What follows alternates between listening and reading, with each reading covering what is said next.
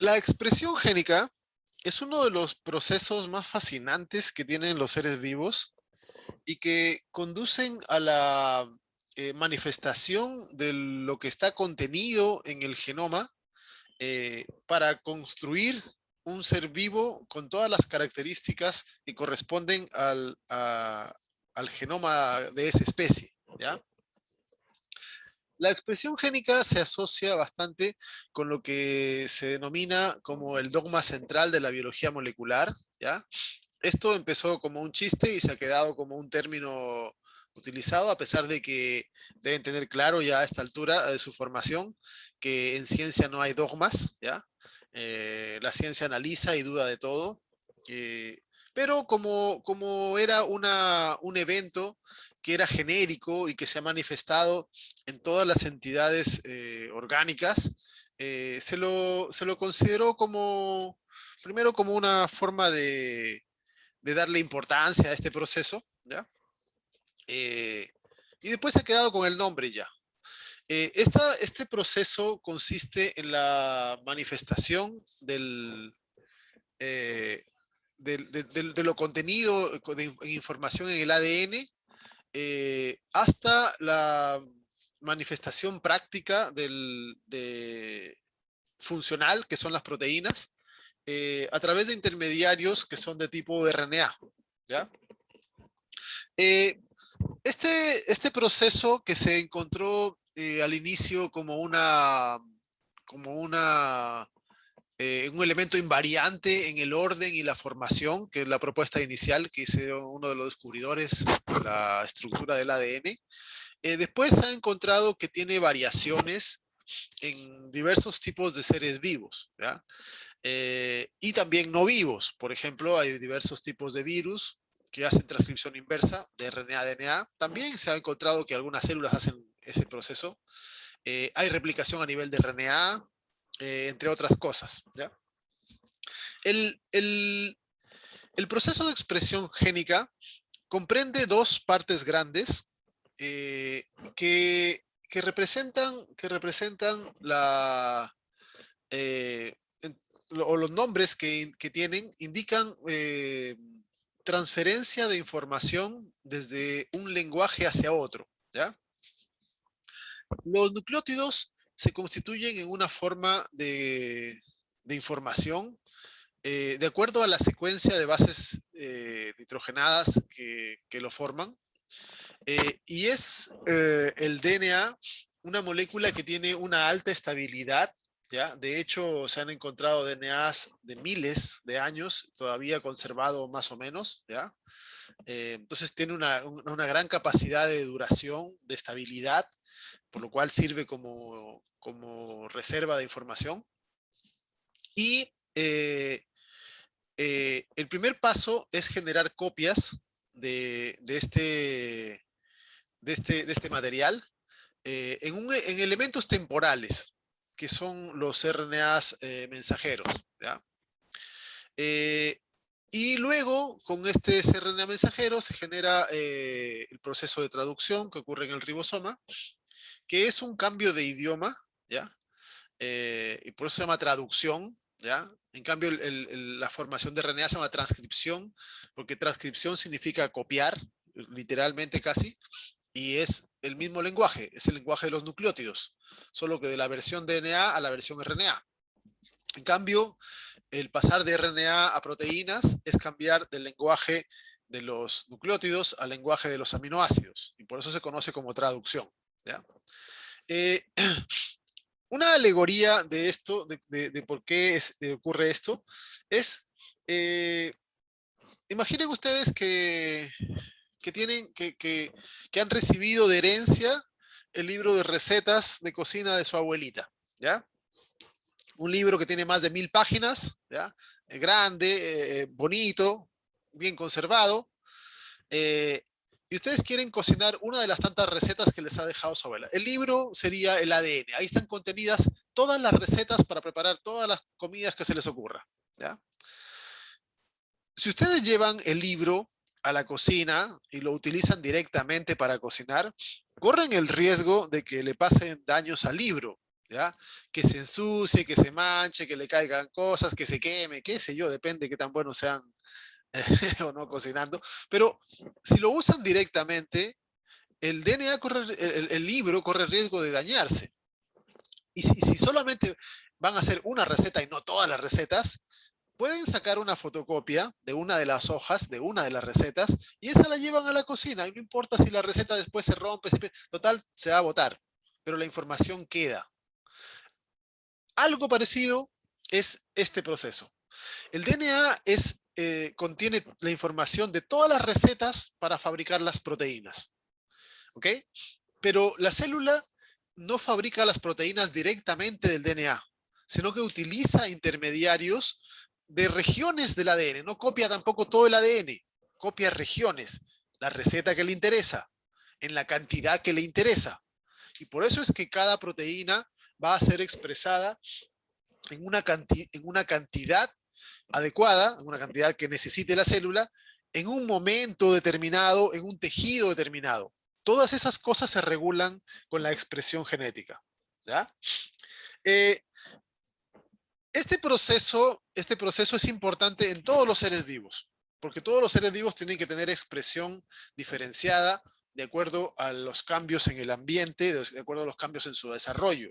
Pero se hace aún más importante cuando consideramos los organismos eucariotas, como los humanos, por ejemplo, que contenemos más de 200 tipos de tejidos diferentes, ¿ya? Que van algunos apareciendo y desapareciendo a lo largo del desarrollo, cambiando, modificándose, creciéndose, etcétera, y por lo tanto necesitan utilizando el mismo libro de recetas, construir cosas diferentes. ¿Ya? Entonces, en ese sentido, se hace importante eh, el comprender cómo son los mecanismos generales mediante los cuales las células expresan los genes de forma regulada. ¿Ya? Eh, como la base de la información son los genes, ¿ya? Hay que conocer un poquito acerca de las características de estas estructuras. En primer lugar, tenemos que decir que un gen es una secuencia en el ADN. ¿Ya? Eso es un gen, una secuencia de nucleótidos en el ADN. Se los conoce como unidades de transcripción, porque son las formas básicas en las cuales se genera algo funcional para la célula. ¿Ya? Los genes contienen normalmente tres partes, ¿ya? Tres partes, una región promotora, una región codificante y una región terminadora. La región codificante, que es la central, es la que importa, es la que va a generar un producto utilizable, ¿ya? Si el gen es de un RNA mensajero, se generará el correspondiente RNA, que después sirve como indicador de la secuencia de una proteína. Si el gen es de un RNA ribosomal, esa porción servirá para construir junto con proteínas las unidades ribosomales. Si es de transferencia, lo mismo. Son diferentes tipos de genes, pero la porción codificante es la que importa. La zona promotora es una región que indica dónde, cuándo y en qué cantidad tiene que ser expresado este gen. ¿Ya? Es la que determina en qué tejido, que determina en qué etapa del desarrollo o en qué etapa del ciclo celular y la cantidad de copias en RNA que van a generarse desde este gen. Y eso incidirá en la cantidad total de proteína producida finalmente. ¿Ya? Entonces el promotor dirige los eventos de regulación de la expresión. Hay otros elementos, pero es el principal. Y el terminador es una secuencia que nos indica hasta dónde las enzimas encargadas de hacer las copias deben trabajar, ¿ya? Para no seguir gastando energía copiando más allá de lo que se utiliza, de lo que se necesita, ¿ya? Eh, bueno, aquí está lo que les he estado explicando, que es un gen, una secuencia de nucleótidos, contiene información, etcétera. La estructura normal de los genes, como ya les indiqué, contiene la zona promotora, la región codificante, la región terminadora. En el caso de los eucariotas, muchos de los genes contienen regiones exónicas e intrónicas, ¿ya? En las bacterias y arcaeas, no, porque no existe, como vamos a ver, mecanismos de splicing, de corte y empalme, sino que toda la región codificadora es utilizable directamente. Eh, Antes de entrar a desarrollar los procesos de transcripción y de traducción de forma un poco más detallada, es necesario de que recordemos algunas de las diferencias importantes que hay entre bacterias y eucariotas que van a incidir en justamente las formas en las cuales utilizan su genoma para expresarlo. ¿Ok?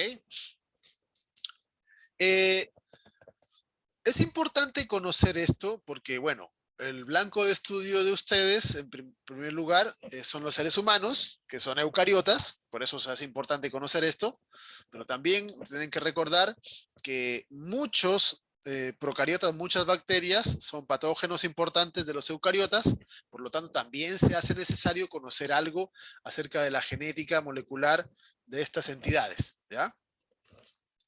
Eh, en primer lugar, tenemos de que las bacterias tienen todo su ADN contenido en una sola célula y este ADN se encuentra libre en el citosol porque no tiene compartimentos, ¿ya? A diferencia de esto, tenemos que en los eucariotas el genoma, bueno, es mucho más grande y además se encuentra contenido en diferentes fragmentos a los cuales le llamamos cromosomas y están separados del resto de la célula en el núcleo celular, ¿ya? Asociados a proteínas, a las histonas, etc. Eso ya va a generar que la expresión génica tenga diferencias notables en funcionamiento en bacterias y eucariotas, solo por el hecho de que el ADN está separado del resto de la maquinaria celular, ¿ya? Otra cosa que también es interesante de indicar es que las bacterias son haploides, es decir, tienen una sola copia de su material genético, ¿ya? Es una sola cadena de ADN, descontando si es que hay plásmidos. Eh, los eucariotas, la mayoría son diploides, es decir, tenemos dos copias de cada gen, dos copias de dos cromosomas de cada tipo, una copia de cada gen en cada cromosoma. Eso ya tiene que implicar que debe existir mecanismos de regulación para determinar si las dos copias se expresan, si se expresa una copia, cuál de las dos se puede expresar, etcétera. Ya ahí tenemos ya diferencias.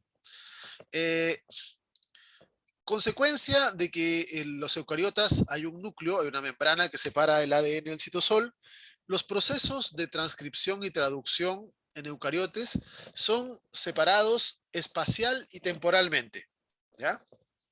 La transcripción ocurre en el núcleo y es antes, completa, y después de que termina y está listo el RNA, este sale al citosol y en el citosol ocurre la segunda parte que sería la traducción.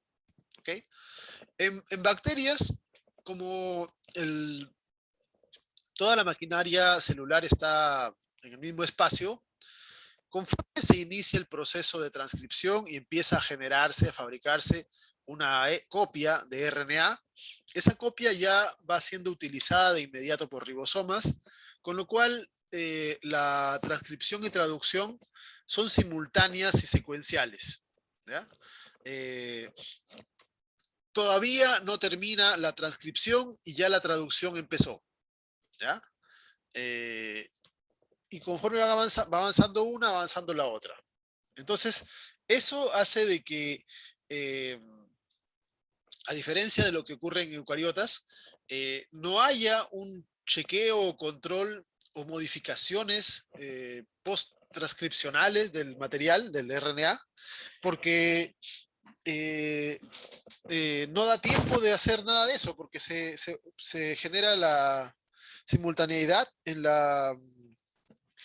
eh, eh, en la generación de la proteína, RNA y proteína de inmediato, ¿ya? Otra de las cosas interesantes que también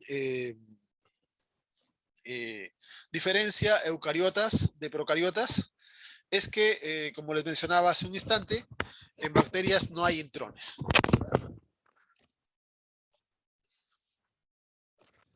El hecho de que no haya intrones hace de que todos los genes de bacterias solo produzcan una forma de proteína, ¿ya? Una forma de estructura final en términos generales. En cambio, en el caso de los eucariontes, como tenemos intrones y exones, las, las, eh, las células han desarrollado la capacidad de poder usar de manera diferenciada, en algunos casos algunos exones, en otros casos otros, ¿ya? Y pueden hacer combinaciones diferentes, con lo cual se generan versiones diferentes de proteína desde el mismo gen. Y eso da la posibilidad de poder generar un número más alto de proteínas que de genes presentes en el genoma, ¿ya? Por ejemplo, en bacterias, si la bacteria tiene 4.000 genes, produce 4.000 proteínas. En cambio, en eucariotas, una eucariota puede tener 4.000 genes, pero puede producir 40.000 proteínas o más, ¿ya? Eh, porque se puede hacer variaciones de proteínas usando splicing alternativo, como vamos a ver luego. ¿Ok? Bien. Empecemos con el proceso de transcripción, que es el proceso con el cual se inicia la expresión génica. El término transcripción, como ya indiqué, significa síntesis de RNA en términos biológicos. En eucariotas ocurre en el núcleo, se inicia en los promotores, necesita, como pueden leer allí, una cadena de ADN molde, ¿ya? Las enzimas son polimerasas, pero a diferencia de las de la replicación, que eran DNA polimerasas, estas son RNA polimerasas. Conservan, sí, la misma propiedad de las otras polimerasas, en que solo colocan nucleótidos en la dirección de 5' a 3'.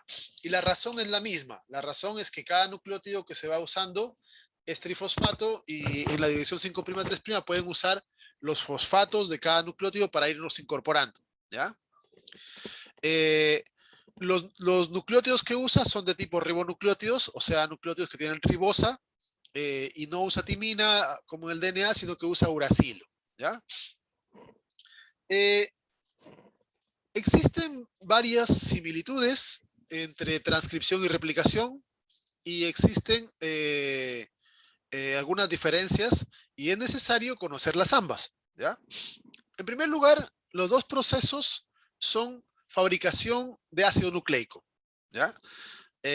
Solo que una es fabricación de ácido nucleico de tipo desoxirribosa, utiliza nucleótidos trifosfato de tipo desoxi, y el otro de tipo ribosa simplemente, ¿ya? Las cadenas crecen siempre de 5' a 3', ¿ya? En ese sentido, las polimerasas de DNA y RNA usan siempre el mismo sentido de crecimiento. Y además, ambos procesos se inician en lugares específicos del genoma, en secuencias específicas. La replicación se inicia en los orígenes de replicación y la transcripción se inicia en los promotores, ¿ya? Las diferencias implican el hecho de que, a diferencia de la replicación, donde en la replicación tenía que copiarse todas las dos cadenas, la de arriba y la de abajo, ¿ya?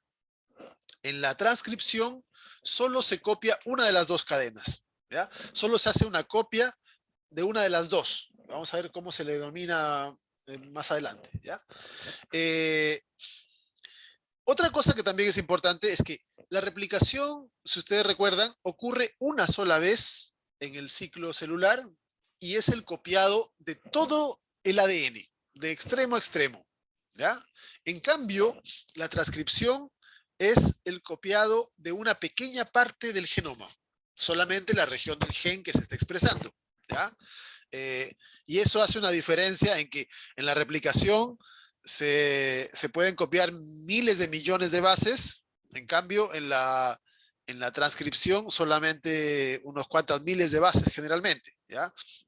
Los genes pueden ser de 2000, 5000, 20.000 bases, póngale, no sé, 100.000 bases si quieren, pero eso es pequeñísimo comparado con millones o miles de millones de bases, ¿ya? Eh, Otra de las cosas que también es interesante de indicar es que en la transcripción no se requiere cebadores, ¿ya? Y eso tiene que ver con el hecho de que, si ustedes recuerdan, las, las DNA polimerasas no podían copiar, no podían pegarse a hebra simple. En cambio, las RNA polimerasas, como la primasa, sí pueden pegarse a hebra simple. Bueno, las RNA polimerasas de la transcripción también pueden pegarse a hebra simple, por lo tanto no necesitan cebadores, ¿ya? No requieren estas moléculas de inicio como si se necesitan en la replicación. Y otra diferencia es que, como mencionaba, la replicación ocurre una vez en el ciclo celular. En el caso de los eucariotas, durante la fase S, vamos a verla luego. En el caso de las bacterias, es casi continuado con el proceso de división, ¿ya? En cambio, la transcripción ocurre durante todo el ciclo. Incluso durante la mitosis, en donde el ADN está compactado como cromosomas, igual hay regiones que siguen transcribiéndose, ¿ya? La transcripción baja, obviamente, porque hay zonas que se compactan, pero eh, pero aún así hay regiones que pueden ser leídas para mantener algunas proteínas siendo producidas durante el momento de la división celular, ¿ya? Eh, el modelo general de la transcripción es bastante parecido entre bacterias y eucariotas. Se le conoce como el modelo de burbuja, en donde un complejo en donde participa la RNA polimerasa. En algunos casos participan otras enzimas extra que pueden ir desenrollando superenrollamientos hacia adelante o hacia atrás. En otros casos es la misma polimerasa que tiene la capacidad de ir abriendo la hebra, pero en el modelo de burbuja, una de las hebras, una de las hebras va a ser, va a ser usada, ¿ya? Va a ser usada eh, como molde para generar el RNA mensajero. Pero si se fijan, como se respeta en este caso el tema de la complementariedad, ¿ya? El tema de complementariedad de bases que está dado por la regla de Chargaff, eh, la secuencia del RNA mensajero resultante resulta idéntica a la secuencia que no se usa, ¿ya? Fíjense acá, por ejemplo, tiene timina, bueno, el equivalente es uracilo, guanina, guanina, citosina, citosina, timinuracilo, adenina, citosina, etcétera, ¿ya? Entonces, eso eso ha dado lugar a que la hebra que no se usa, la hebra que no se usa, tiene la misma secuencia que el RNA fabricado, ¿ok? Y la misma dirección también, de 5 a 3, de 5 a 3. Eh, A esa hebra se le conoce como la hebra codificante, ¿ya? La hebra codificante.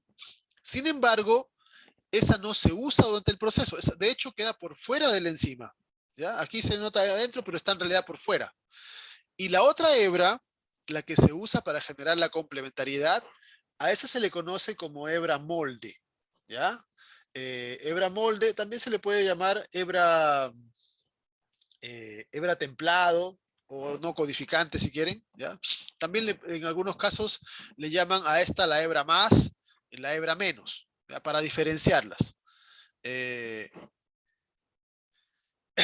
de esta manera vamos a encontrar que eh, la transcripción sigue los mismos principios que la replicación en el sentido de que las polimerasas avanzan de 5 a 3, las polimerasas colocan los nucleótidos utilizando la correspondencia de bases citosina con guanina y adenina con timina, pero en el caso del RNA el que corresponde es uracilo.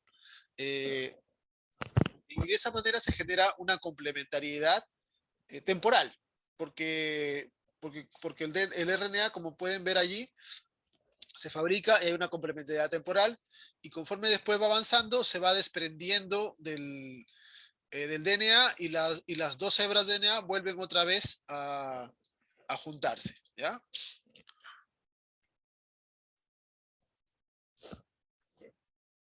Aquí está destacado el, las hebras, la hebra que va de 5 a 3, que es la que no se usa, la no molde, la hebra codificante, también se le llama la hebra más, ¿ya? Que es la que tiene el código. Esta es la que tiene la secuencia equivalente al RNA, ¿ya? Eh, en cambio, la hebra molde es la que no tiene el código, sino que tiene la secuencia complementaria y está en posición 3 a 5, para que sirva de molde en la versión 5 a 3. ¿Ya?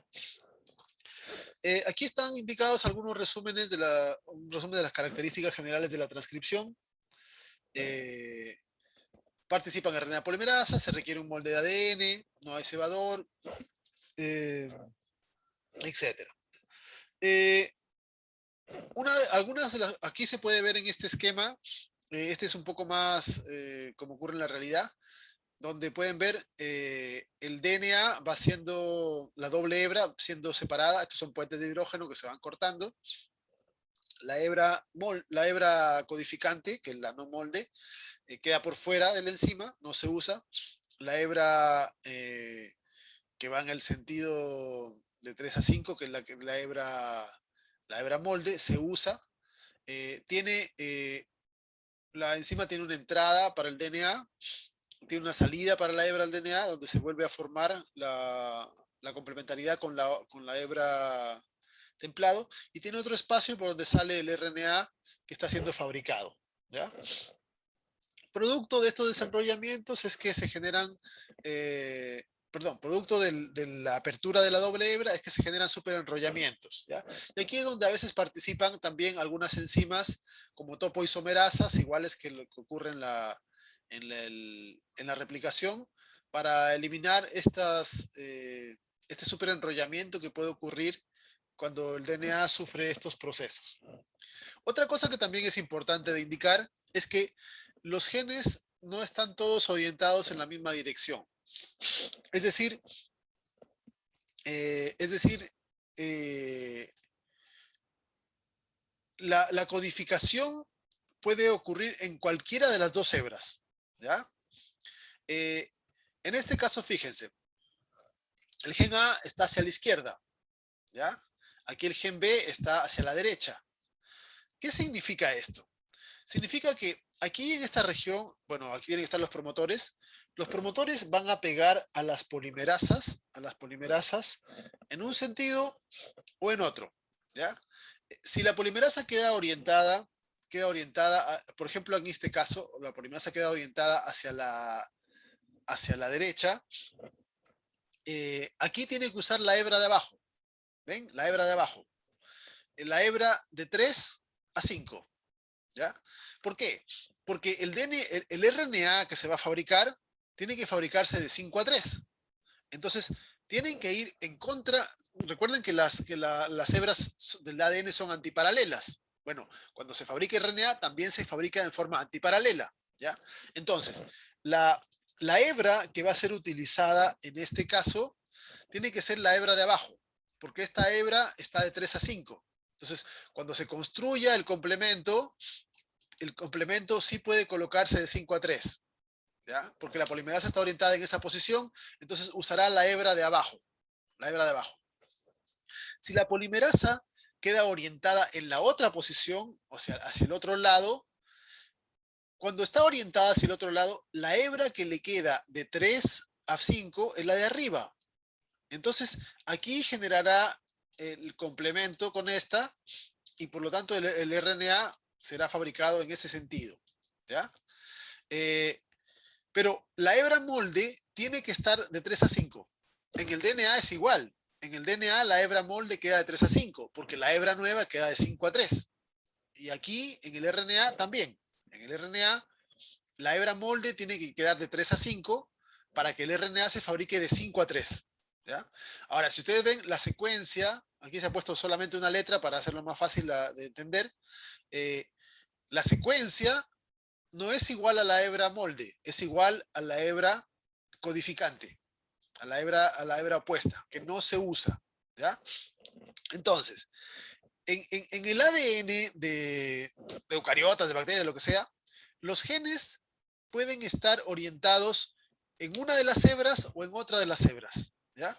Entonces, por ejemplo, este gen, aquí hay promotores. ¿Ya? El promotor decide que la polimerasa se coloque orientada hacia la izquierda. Si está orientada hacia la izquierda, va a leer el gen hacia allá y será el gen A el que se exprese. Aquí hay otro promotor que colocará la polimerasa en el otro sentido y será el otro gen el que se va a expresar. ¿Ya? Entonces, la orientación de los promotores y la forma en que colocan a la polimerasa es importante porque eso va a hacer de que se lea una hebra o la otra hebra. ¿Ya? Pero siempre la hebra que sirve como molde tiene que leerse de 3 a 5 para que el complemento de cadena que se fabrique vaya de 5 a 3. ¿Ya? ¿Queda más claro así?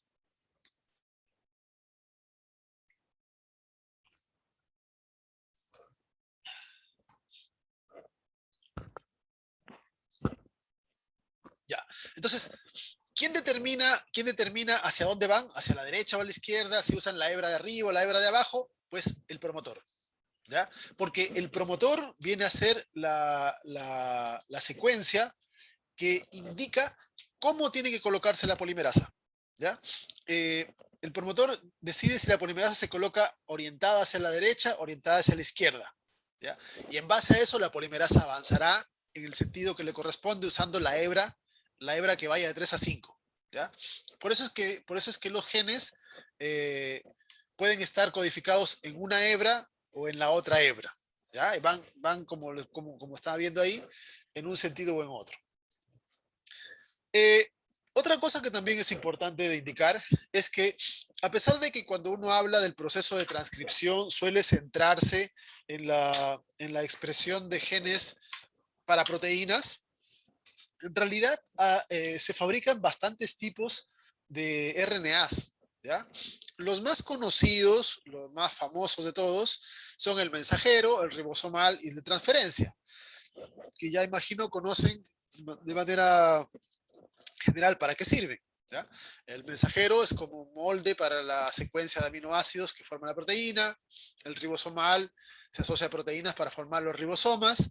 Y los de transferencia se unen a aminoácidos para activarlos y servir como elementos en la formación de la proteína en sí. ¿Ya? Pero en realidad en las células tenemos una gran variedad de otros tipos de RNAs. ¿Ya? Eh, y una cosa que es bastante curiosa, la mayor parte de los RNAs que se conocen, con contadas excepciones, tienen participación en el proceso de expresión de genes. ¿Ya? Por ejemplo, los SN, que son small nuclear, pequeños nucleares, participan en el splicing de los RNAs mensajeros, o sea, regulan el proceso de expresión génica determinando cuál versión de la proteína puede generarse. ¿Ya? Los, los pequeños nucleolares, los SNO, procesan a los RNA ribosomales. Vamos a ver que los RNA ribosomales también sufren cortes y cosas para poder tener la versión final, que es la que se ensambla con proteínas. ¿Ya? Entonces participan también en la fabricación del ribosoma. Eh, Hay otros que sirven para modificar a estos pequeños nucleares que en general son más grandes y luego se van cortando. Están los RNAs interferentes, ¿ya? Que lo que hacen es degradar selectivamente ciertos RNAs con lo cual interfieren con la expresión génica y son importantes en el silenciamiento. Tanto los SI como los microRNAs participan en la regulación de diversos procesos de expresión. Vamos a ver varios otros más que tienen funciones diversas en la, en la, en la expresión de genes o en el silenciamiento o apagado de genes, de secuencias, en la generación de heterocromatina, etcétera, ¿ya? Entonces, si bien los tres más importantes son estos, el ribosomal, o sea, los de transferencia, los ribosomales y los mensajeros, hay varios otros tipos o subtipos de RNAs que, que en general son todos asociados al proceso de fabricación de proteínas, ¿ya? Eh, las enzimas que catalizan el proceso bueno, participan un montón de cosas, pero las enzimas que hacen la catálisis del enlace fosfodiéster son las RNA polimerasas, ¿ya? Eh, su, las RNA polimerasas usan DNA de hebra simple como molde, ¿ya? Pero normalmente tienen capacidad de ir abriendo la doble hebra de ADN y de ir utilizando la que corresponde como molde general, ¿ya? Usan específicamente ribonucleótidos, trifosfato, ¿ya? Eh, y su velocidad no es tan rápida como las DNA polimerasas, eh, pero aún así pueden alcanzar, dependiendo del tipo, valores arriba de 100 nucleótidos por segundo en la mayoría de los casos, ¿ya? Una cosa que es interesante es que la estructura de la RNA polimerasa está bastante bien conservada. Eso significa de que en todos los seres vivos que se les ha analizado, tienen cierta semejanza, ¿ya? Lo cual no es tan sorprendente porque este proceso, el proceso de expresión génica, es uno de los procesos más importantes que tienen las células, que tienen los seres vivos, ¿ya? La expresión de proteínas es básica para que la célula funcione. Entonces, las enzimas, eh, desde bacterias hasta eucariotas superiores, tienen parecidos porque las capacidades o lo que tienen que hacer, la funcionalidad es esencialmente la misma, ¿ya? Vamos a encontrar de que en eucariotas es más complejo, sí, pero se han agregado funciones o se han agregado elementos de regulación más que cualquier otra cosa.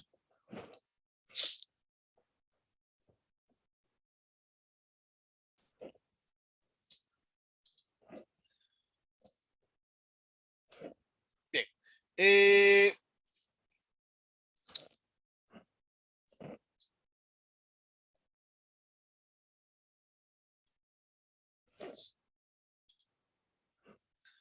ya, hagamos un break